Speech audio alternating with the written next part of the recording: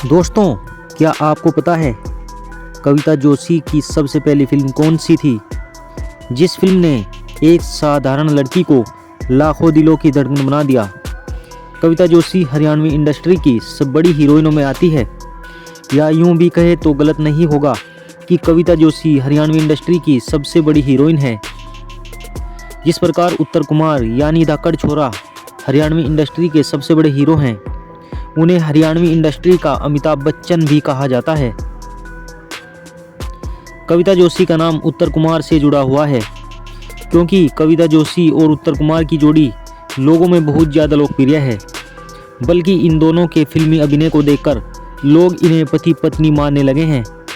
लेकिन दोस्तों, सच्चाई इससे बिल्कुल अलग है। कविता जोशी मात्र एक हीरोइन है जो उनके साथ सिर्फ काम करती है। उत्तर कुमार की पत्नी का नाम राजबाला है और उनकी शादी काफ़ी समय पहले हो चुकी थी। दोस्तों, कविता जोशी ने फिल्मों के माध्यम से महिलाओं और समाज को जो हौसला दिया है वह काबिल तारीफ़ है। उनका कॉन्सेप्ट बहुत ही अच्छा रहता है। उनकी एक से एक बढ़कर मूवी यूट्यूब पर अवेलेबल है।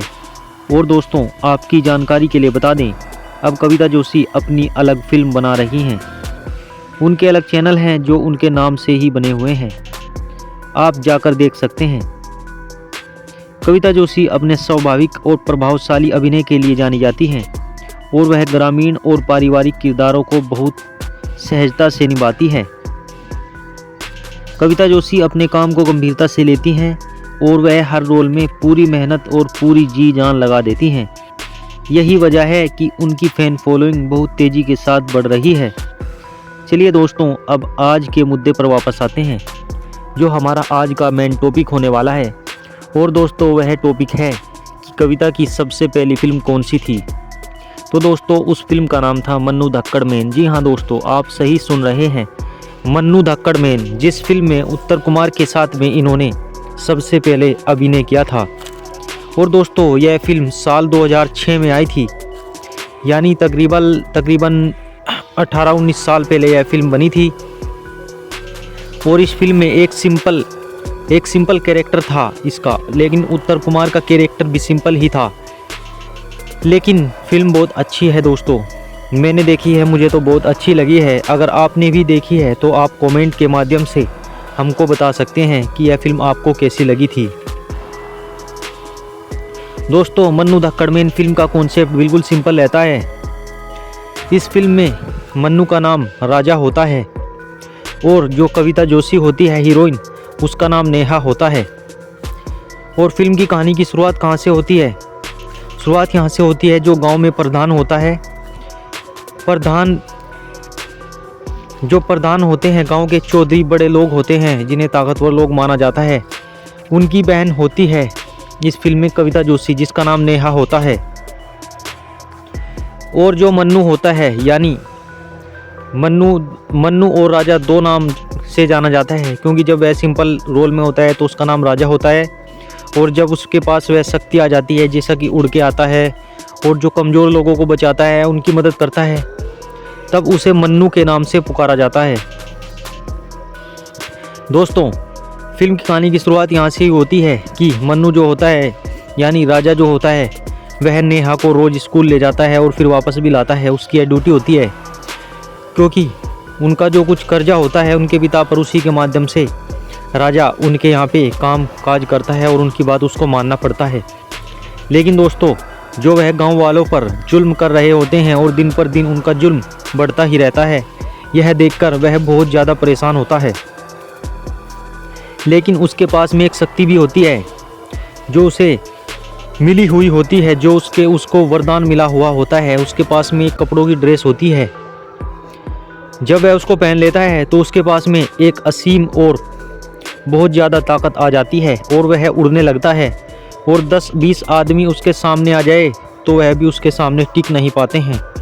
ऐसा ही होता है कई बार, जब नेहा के भाई के लोग गांव के लोगों को सताते हैं और उनके साथ मारपीट करते हैं, तो वह अपना वस्त्र धारण करके ऊपर से उड़ कर के आता है और सबको मारकर बेचारे गरीब और बेगुनाह लोगों की मदद करता है। और एक दिन ऐसा होता है जब मन्नू की माँ बीमार होती है तो वह नेहा को लेने नहीं आता है, तो नेहा के भाई उसके घर पर उसको बुलाने के लिए भेजते हैं, तो वह वहाँ नहीं मिलता है क्योंकि वह अपनी मम्मी की दवाई लेने के लिए बाहर जा रहा होता है। जब वह घर पर आता है तो उसकी मम्मी उसको बोलती है कि तुझे बुलाने आए थे और तू जा और नेहा को स्कूल में लेकर चला जाए। तो फिर वह अपनी मम्मी के कहने पर चला जाता है। जब वह वहाँ पर पहुँचता है तो वह उसके साथ में नेहा के भाई गलत बर्ताव करते हैं उसको, और उसके हाथ पे टंडी मतलब एक डंडा भी मार देते हैं जिससे उसको चोट आ जाती है।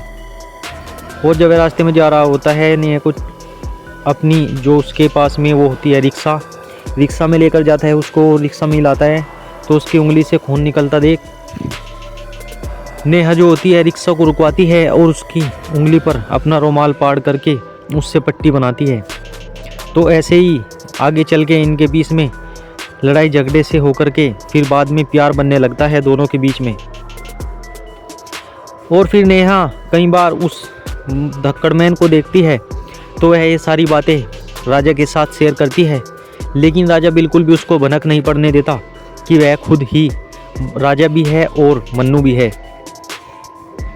और बल्कि वह उसकी बातों का मजाक बनाता है कि वह शायद पागल हो गई है, उसको कुछ हो गया है, भूत प्रेत उसके साथ में कुछ है, ऐसी बातें कहकर टाल देता है।